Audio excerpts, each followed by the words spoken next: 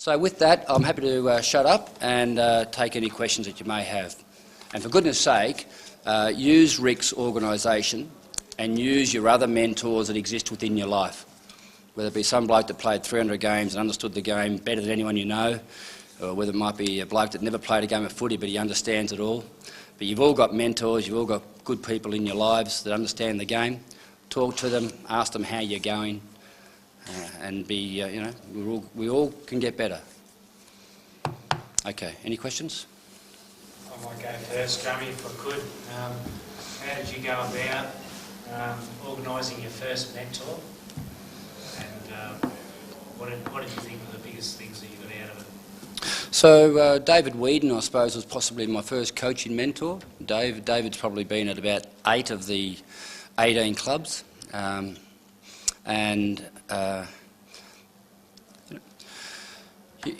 You pick and choose what you take from people and you disregard the rest.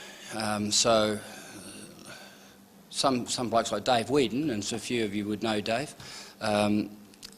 Dave's got a new model, a new philosophy on how to be successful every time you see him. But he'll come up with stuff that will just make you think. He'll come up with time and space. Or when you sit down and have a coffee with Dave Whedon, you said soccer offers us this brilliant plan, which is, you know, you create time and space by going sideways and into space, and when set yourselves up, kick the ball to the face of the goal. You know, we can learn a lot from soccer. The next minute he's talking about rugby or, you know, something else. But so I think we need people that can challenge us. You know, we all effectively modelled ourselves on the best of our coaches when we started, best of our coaches we had when we played. You know, so poor old Paul, who only had one nutcase. You know, you never had a hope from the start, mate. You know, you think about it. I started with Billy Goggin, the hardest, dirtiest little prick of all time. You know, and he was just he was just venomous with nothing but a fucking mongrel dog. You know, we would get that quarter time and time again.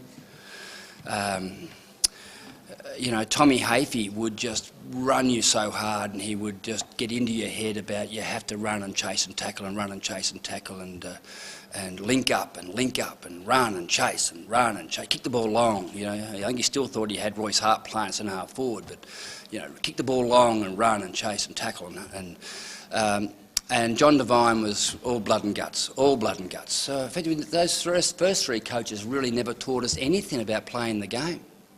And you talk to the great Hawthorn teams. You know, I've heard Rodney Eade and Lee Matthews, who played in 4 and 5 premierships, talking about how those great coaches of Jeans and Kennedy never taught them anything about playing the game. But they taught them how to be responsible citizens and how to train hard, how to be true to their teammates, and all these life skills that they were taught. So the mentors are an interesting one, Rick, and each of you as coaches, you'll take out of your mentors whatever you will, and you'll disregard the rest, and that's how it should be. And was there another part to that? Just how did you choose it, Drummy? Was it actually you bringing them up and saying, will you be my mentor? Or Yeah, but it doesn't even have to be that. Doesn't even have to be that formal. My most the coach that I've helped the most in this city is Ben Harvey with the Braves. So Ben would come and seek me out for a cup of coffee probably 2 to 3 times a year, and has done it for about the last 6 years. So, you know, it's an interesting one. And Ben just wants to talk about going too hard on them, not going hard enough on them. How do you mix training versus skill, aerobics versus skill? How, you know, where does defence and offence join up and play? And I've got this problem with the 2 imports that they're the best players, but they've got a bad influence on the team. What do I do with that one? And you know, so it's really that sort of stuff. So the one thing is, I've never heard of anybody say, no, I can't come and talk to you, I'm too busy. People will make time. People will make time. So if you're introduced to a coach, you say, do you mind if I give you a call every now and again? And he'll say, yeah, listen, ring me this night because I'm normally on the road, I'm travelling somewhere, or call me then because I've normally got a bit of time. They'll tell you when they can see you and have a chat to you. And if you're around, all the coaches are full-time, call in and see them. Assistant coaches, there's that many of them now, and they've all got stuff to offer, and they will share. They will share. So if you're not, so it's up to you. Make the first step, and they'll share. Any others? All good. You know, from a question from junior football, like with the guys you've coached at AFL level, you would have seen a lot that aren't skilled on both sides of their body. I'm interested in what your view would be if taking juniors and should we be beating them up if they're not skilled on both sides of their body, or just good at their. So Andrew Dunkley and Jason Daniels, when we were as assistant coach at the Swans, they were lucky if they made contact. So if the ball went forward, that was a bonus. So I just wanted to I wanted to find their fucking junior coaches and kill them. All right, that's what I wanted to do. And again, let's look at some analogies with some other sports. You pay $80 an hour to go and get your kids some golf lessons. Do you reckon the coach says this?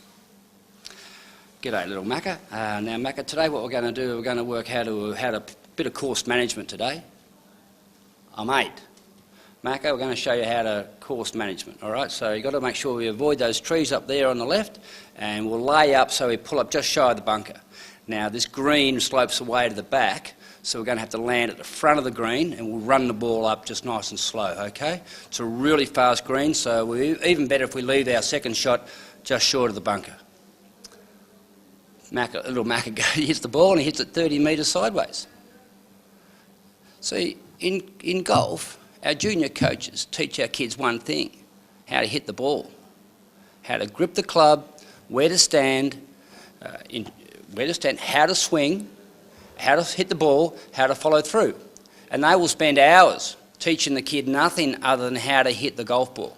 In tennis, our junior coaches will teach the kid how to grip the racket, where to stand on the service line, how to throw the ball up, how to prepare the racket, how to hit it, swing up, follow through, weight transfer, but it's all about how to hit the ball where they want it to go.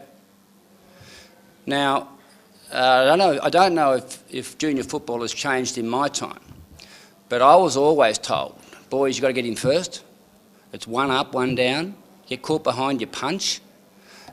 Kick it out in front of your teammates. Centre the ball from the pocket. So our junior coaches in my time, right from the very first training session, have always tried to teach game style, how to play the game. And the amount of time devoted to skill development is just bugger all. So when I would go out and take training sessions at clubs, I would spend the first half an hour at senior level and at junior level just showing the blokes this is how you hold the footy. You hold the ball straight up and down so that when you look down at the ball, all you see is the even part of the four seams. And you're holding the ball over your preferred kicking leg. So the ball just taps your thigh, right foot, left foot, but you don't hold it over your balls. You don't let it swing out here. And when you run in, you don't let the ball swing as your arms, shoulders swing. You actually hold it still. And you just get to the situation you make that kick-in action as simple as you possibly can. You look at Michael Walters from Freo. He gets the ball 35, 40 metres out. Everyone knows he's going to kick the goal because he's got this most basic and simple action.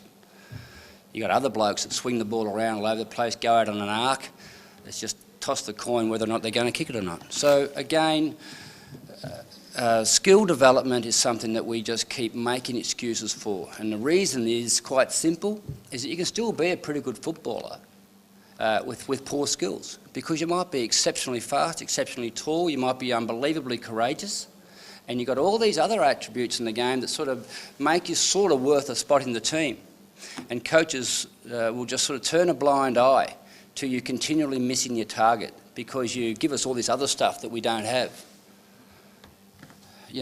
But if mum and dad were paying you $70 an hour to teach Johnny how to kick, they'd be asking for a refund. So it's a bit like cricket, again. go out to bat. We all like hitting 4s and 6s, but if you haven't got defence, haven't got a defence, then you're going to be sitting back in the grandstand while all your mates make the runs. So before you can actually start hitting 4s and 6s, if you really want to enjoy the game of cricket, you've got to build a very strong defence so you can stay out there and have fun for an hour, you know? But, there's no fun in getting out. So there shouldn't be any fun in playing footy when you can't hit your targets. So be incredibly tough on your kids about skill development, and just put some of those other sports, run some of those other sports through your mind about, is it okay for me to just, I've already said to him 5 times, he's dropping the ball too far outside, or he's dropping the ball crook, he's dropping the ball forward, or he's lifting it up as he kicks it, or he's got no balance, you can see when a player isn't kicking the ball properly, and it's up to you, it's your responsibility to work him through that progression. It's your responsibility to make it his responsibility to improve his kicking. Because again, you're not going to be able to get 40 blokes to improve their kicking with just your attention. So you've got to convince them that they have to get better. And if you can do that, if you can be successful at that, they will use every kick that they have as a self-teaching way of getting better. They will want to get better. They all want to get better. But it's up to you and your skills and your sales skills to be able to sell it to your player. Mate, you'll be a very good player, but you've just got to improve your kicking. Your kicking at the moment is going to hold you back. So we're not very good at it as a sport. We're not very good at that one at all. So don't worry about teaching them how to play the game. Teach them how to kick the footy and how to mark the footy and how to handball the footy, but specifically kicking. Just on that point, do you think we might be missing the boat a little bit with our juniors in that, we do what we've traditionally done, Tuesday, Thursday training, big groups. If you get around to one kid, and work through some issues with him, you're doing pretty well. Those sports you're mentioning, tennis, golf, parents do pay money for one-on-one sessions, 1-on-3. Do we need to look at how we provide skill training? Why don't we sort of expect parents, I guess, to pay $50 a lesson over the football season for a specific coach to provide specific input on those things? Good luck. Good luck because of our culture. We've created this culture, and it's a long way back. So I agree in the sentiment and the philosophy. I totally agree with. But we have built another culture. We've built another philosophy, and that is that the footy club's job is to pay the coach, and the coach's job is to teach the kids how to play. So it's a long way back. So rather, what you're saying is we just jump 10 years and expect our mum and dad to pay over and above money that they may not already have. So I just think it is inch by inch, and you can say to the kids, and you can keep saying it to the kids, I can't simply get around and teach 40 of you how to kick, but you can stand out the front and say, boys, this is how you will all hold the footy. You will not hold the footy leaning forward, you will not hold the footy leaning back. You will not hold the footy out here because you're going to run out in an arc. You will hold the footy straight, and you will run straight at your target. You will not run out there, and you will not run out there and hook it back. You will run straight at your target. And you will drop the ball as simply as you can. You will not do the big up and down. You will just simply drop the ball from here, and you will drop it as simply as you possibly can.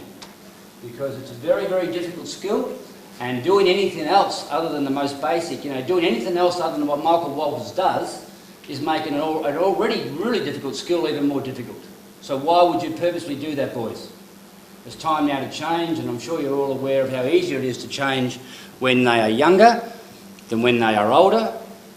And someone has once said to me it's about a 500 hours to change a major muscle movement. So it's a sprinter changing his action, a golfer changing his swing, tennis player changing his service, 500 hours of actual physical practice. Now, as a footballer, as a 20-year-old or a 25-year-old, they'll kick their groins out if you try and train for 500 hours. But the kids can get it right earlier. And as I say, Andrew Dunkley, 200 games, I'm still staggered. Luckily he was fast and strong and could spoil. But talk about, did you play Jason Daniels? Yeah, it was good fun. So again, just use your mentors, and even someone like Derek, someone who's been in the game as long as he has. He will talk about coaching until he'll talk about coaching and talk about coaching. And if you don't ring these blokes up and have a cup of coffee with them or a beer, then you're the loser. So good luck to it. And I'm around sometimes, around less now, but happy to help whenever I'm around. Really insightful, mate, and I've been lucky enough to have quite a few of those coffees with you, and always happy to give you time. And